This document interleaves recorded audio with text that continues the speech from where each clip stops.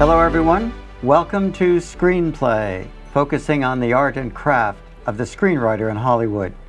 My name is Syd Field. Today we're on the 20th century lot, and we're talking with writer-director Richard Linklater and author-screenwriter Eric Schlosser, who made the powerful film Fast Food Nation. Welcome Richard, welcome Eric. I'm very happy that you're here and we get to talk. All right, thanks for having us. Thanks for having us. I saw the film Fast Food Nation, and I must say I was thoroughly knocked out. I walked out of that theater. It was a powerful experience. I remember walking with a number of people. They did not know or have words to say about what they felt.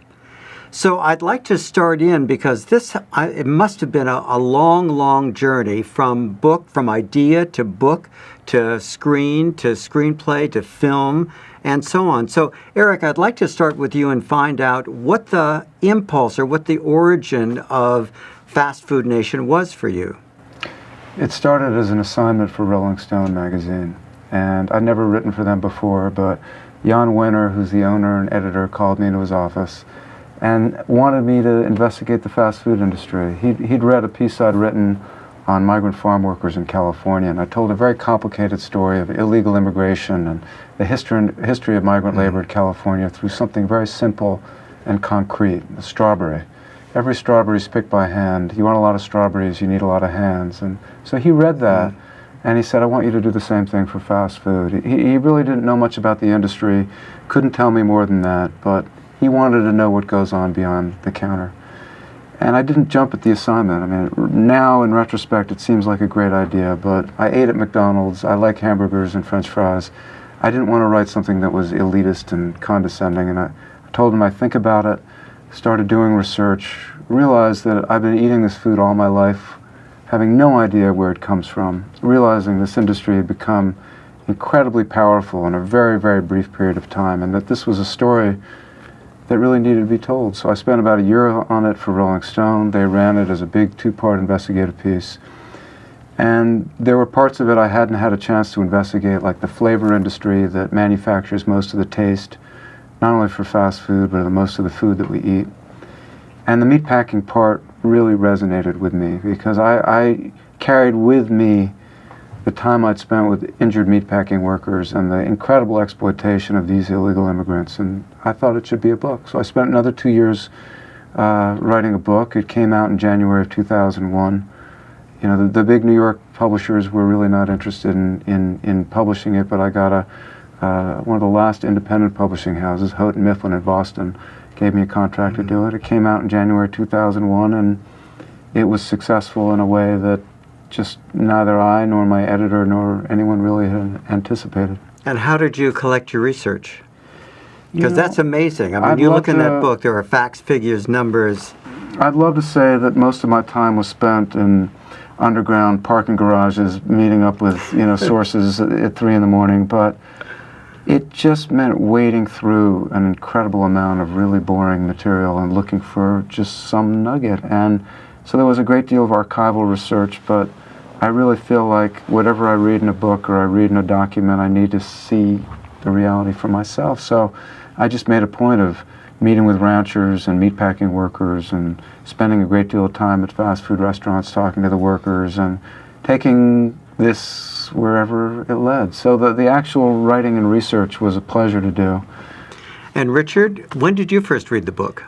I read it in paperback. Not initially. I'd heard about it, but it's one thing. As busy as a filmmaker, I don't get as much reading time as I would like. But this was a subject that I felt I knew something about, like a lot of us. The industrialization of food, and something I've been interested in my entire adult life. But it wasn't until I read the book that I just realized, oh my God, Eric's book is it's amazing. It's just the history of that industry is so thorough. It's so comprehensive. It just took whatever, little bit I'd been thinking just so much farther. But I'll be honest, when I read the book, it never really crossed my mind, that it was a movie. That's why I read a lot of nonfiction, just because as a filmmaker, every time I read, in fiction, I just can't help but think film, and it just kind of, I just enjoy reading nonfiction more, I think. And it's a wonderful book, but it really didn't cross my mind that it was a movie. I'm like everybody else who's looked me in the eye and go, well, what is it, a documentary? What is it?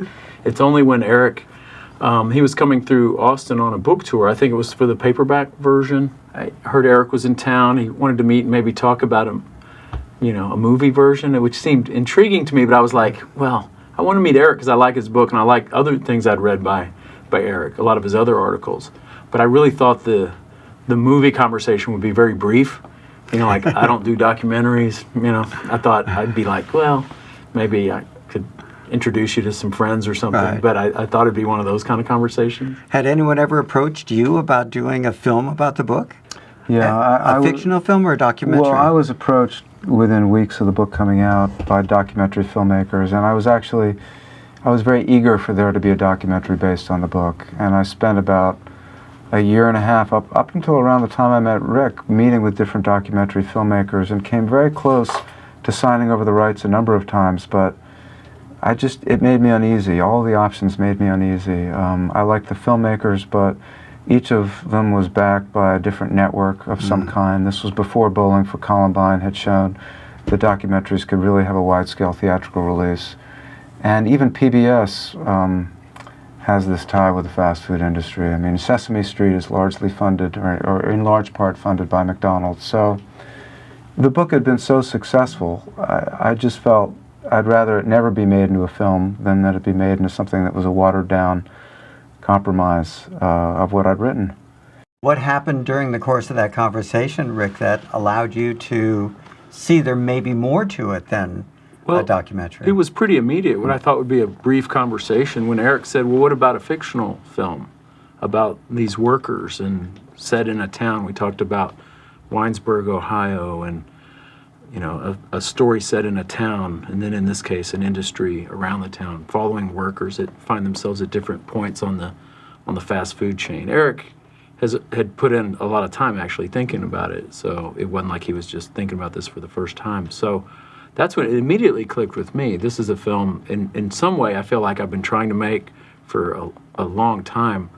I had written a script in the 90s about a factory worker in Michigan who gets laid off, and it's kind of a comedy, but $5.15 an hour. Well, this was called Rivet Head, based on the Ben Hamper book, but I never could get financing for that. The feeling I had was, Hollywood doesn't want to no one wants to see workers, No one wants to see people work. And then a few years ago, I did a pilot for HBO called $5.15 an hour, and I thought, well, maybe television is the best place. These character-based.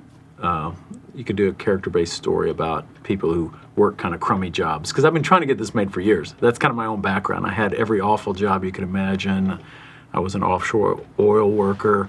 For how long? About 2.5 years in my early 20s.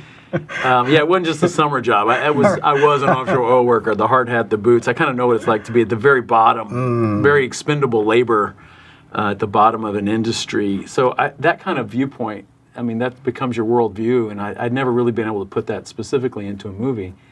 And so it had been a desire of mine. And then when I'm talking to Eric about this, I'm like, what's the difference if you're working in a meat factory, or a auto assembly plant or an offshore oil? There's something always in common about being at the bottom of an industry.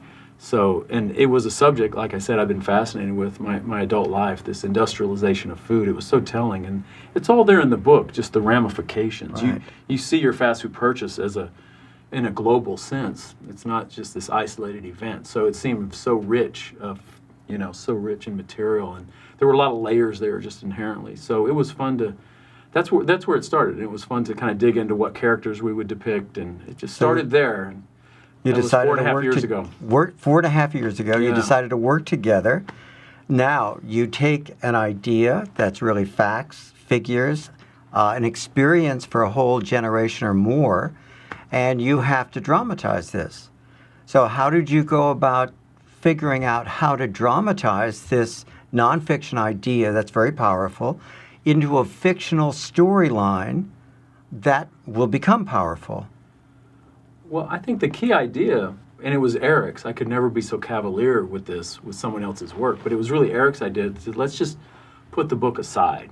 Let's just toss out the book altogether. And of course, we couldn't really do that, but figuratively, that's what we did. We keep the title, and we knew these characters that they would all grow out of the book. It would kind of cover the book, but not in a specific nonfiction way. We were more obsessed with just telling these people's stories in a dramatic fashion. And you know, Eric's being modest. I mean, he had written plays. He's a natural dramatist. You see it in his nonfiction. And so, in a way, he pushed me a lot. You know. And had you gone to anybody, like a studio or financier, other than Jeremy?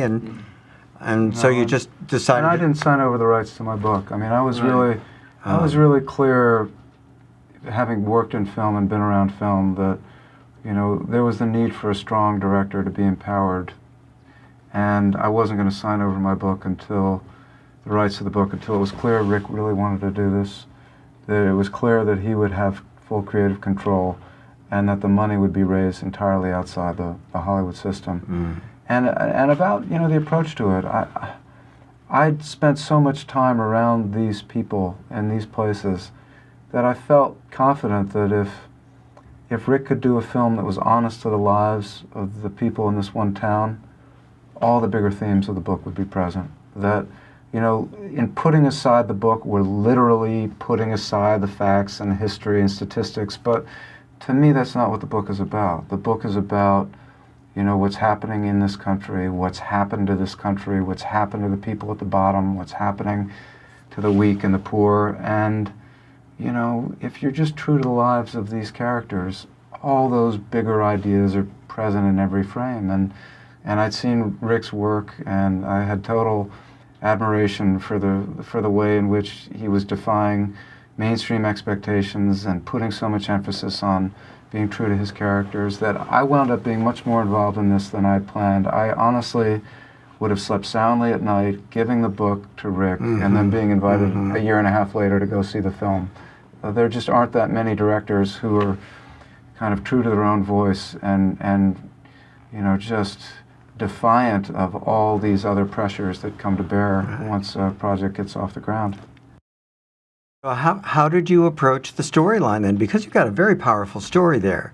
Did you start from character? You wanted to illustrate or dramatize this character in this situation. You had the arena of the ideas, I call it, and then you created, must be Cody, Colorado, right, in terms of what the town is and how it serves the community. Well, you know, Rick and I made a trip after a while of talking about this. You know, we realized this is something that we wanted to try, and at any point both felt, if it sucks, let's just quit. I mean, I hadn't signed over the rights. I have other work. He has no shortage of other work.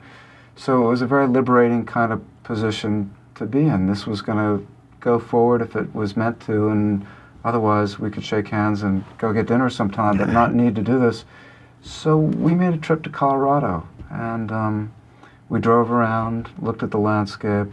Rick met some ranchers there who I knew, met a meatpacking worker, went into a slaughterhouse, and really got a sense of the place. And again, you know, the stories had to come organically from the people. And so we thought about, well, who's in this town? What's happening to them? What are the kinds of things that they might be facing? And that's it. Ideally, the tale springs from the people and not imposed on them like they're puppets or anything like that. But how do you go? I mean, you have this great dramatic entity here. How do you go about telling the story? I mean, the first scene we see is this beautiful, high plastic tech place of Mickey's, you know, and then you go this beautiful shot right into the hamburger. So we go behind the scenes, basically, of the hamburger. But how did you decide about what characters to illustrate your story from? I mean, that was the metaphor for the movie. It's the first scene, the opening scene is almost like a commercial for Mickey's, or a fictional fast food restaurant. But then you go through that patty and you end up in a border town in Mexico. And I think that was just approaching it like, what stories will tell this? It's a vast industry. It's a big industry. Where will we jump on and off? And it just seemed natural. The undocumented workers coming across the border who work there. I mean, these meat packing facilities it's almost exclusively, you know, illegal immigrant labor. So that was a really big story. That was the part that we both cared about. I mean, you ask how did you do it, and as I sit here thinking, I have no idea how we did it. All I know is we spent a lot of time together, driving around. We spent time together in a room. Rick and I, as writers, have a very similar process. We're both very driven by structure. So when I'm writing something, I carefully structure from beginning to the very end before I really start writing. And it was interesting to find out that he works the same way. So, we just built it up. And so you built from structure and then had all the characters, all the scenes outlined, the beginning, middle, end, all the beats before we wrote a word of dialogue. That wasn't the important thing. It was the structure, and it was these three main stories. We have an executive played by Greg Kinnear. He works for the company in marketing, but it's kind of he gets sent on a bit of a quest that takes him into this town. He's a good hook to wind the whole dramatic entry. We have a bit of our MacGuffin. He's kind of on an investigative journey, and then we have the Mexican workers coming in, and then we also have a teenage girl who kind of at the retail level. So those are three pretty distinct angles on the fast food meal.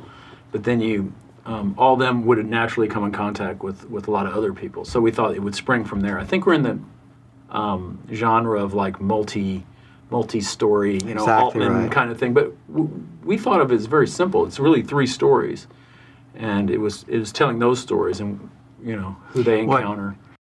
What I loved about the film was the fact that when we entered this Cody, Colorado, and when we go to the immigrants coming there, when we go to Don, the executive, going out there, they are filled, even with Amber, the young teenage waitress, so to speak, they're filled with such a dream and such a hope. It's like suddenly there's something to go for.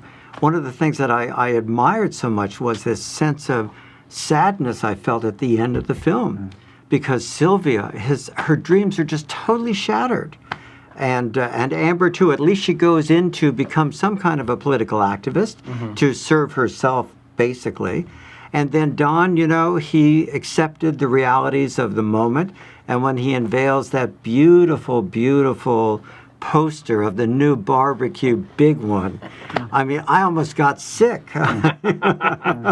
Yeah, I think so much of the movie is about compromise, and we didn't want to really portray good guys or bad guys. When we see this industry in this world is so big, and when you talk about huge corporations, and it's a big system that's bigger than any of us, and we knew we couldn't, it would be untruthful to the real world to portray like Don as this crusader who comes in and changes the industry, leads the union or whatever. We've seen that movie, and it's satisfying on a narrative level often when your lead character kind of triumphs or doesn't, or whatever it is, But we thought in this field that just wouldn't be accurate. We see this as a machine that's running without a human conscience. It's all these people, but it's a machine that's running over all of us and that's just kind of the way it is. So we end up with a guy who you kind of want to be hero, but then he's not really a hero. He's not a bad guy. He's kind of like all of us. Exactly.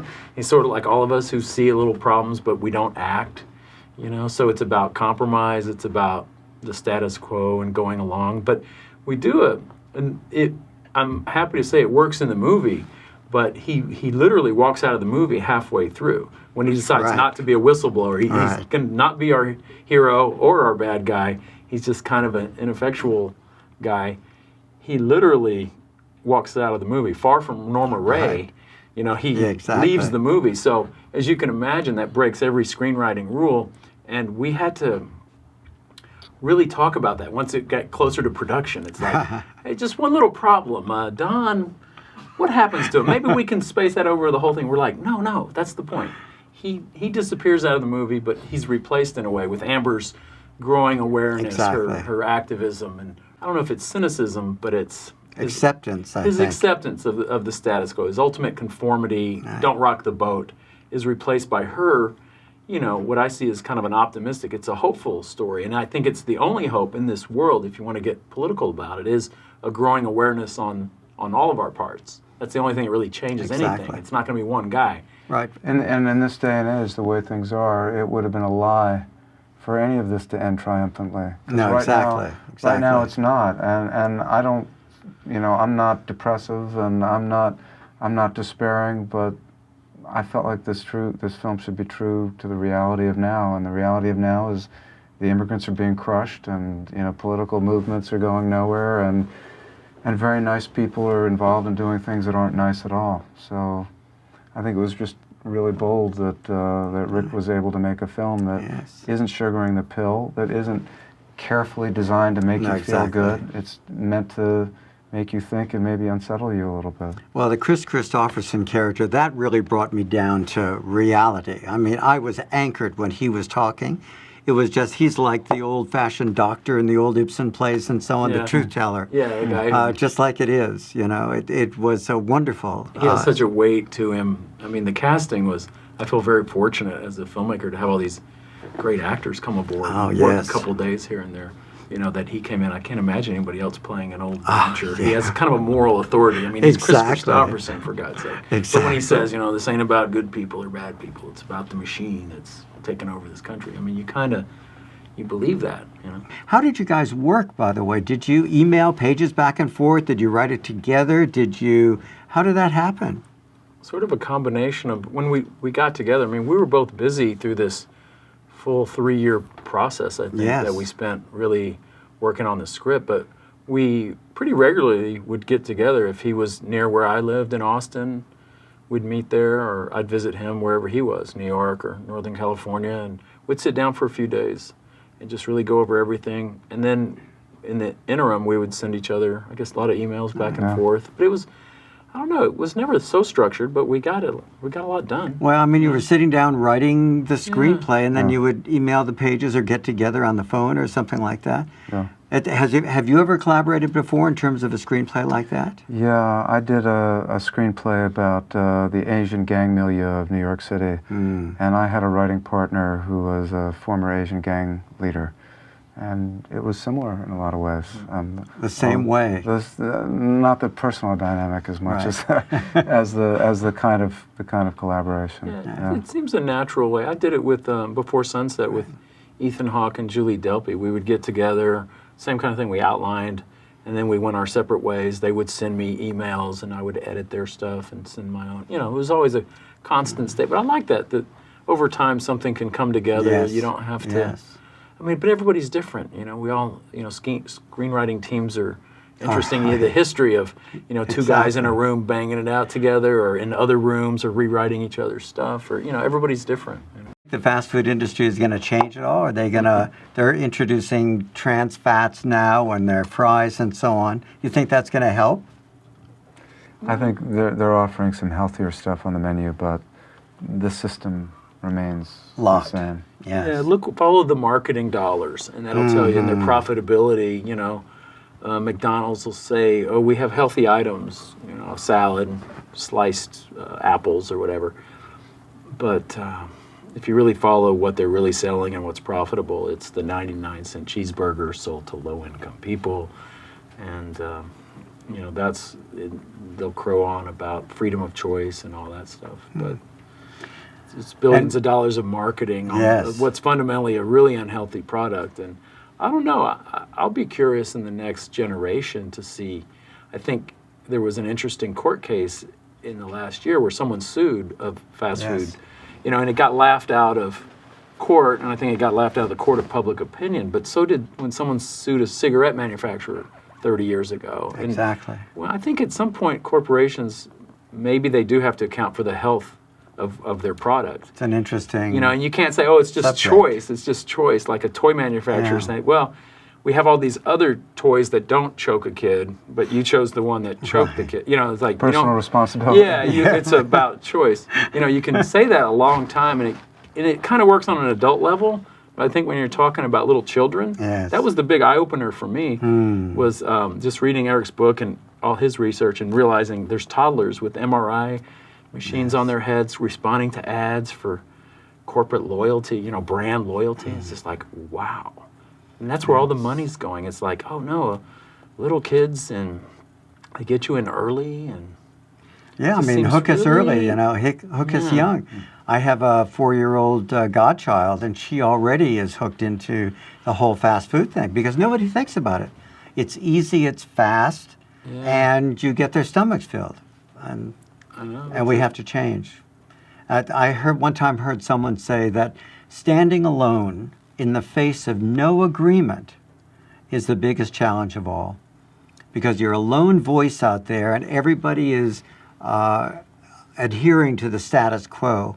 So there's no one who stands alone, and the ones who do have a great sense of courage and a great sense of honor and integrity. So I really would like to thank you very, very much for coming and being on the show with us.